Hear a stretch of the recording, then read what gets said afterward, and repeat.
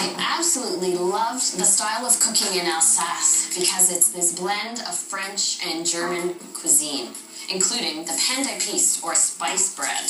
I've got my greased pan. I put a nice generous sprinkling of turbinado sugar, and that creates a nice crunchy exterior to the cake.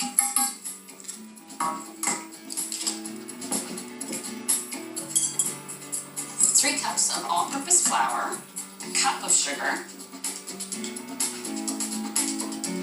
and 2 teaspoons of baking powder, and half a teaspoon of salt.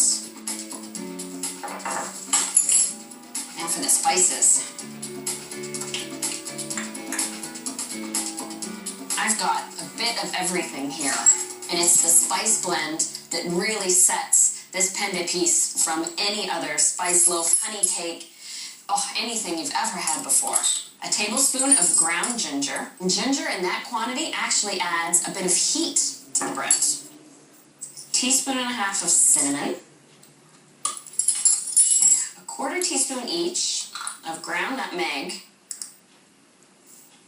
and cloves. A teaspoon of ground coriander.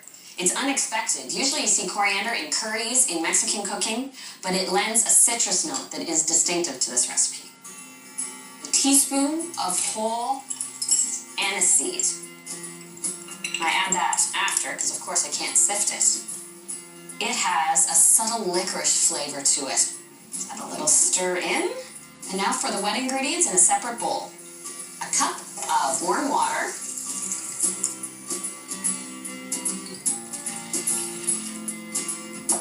2 eggs,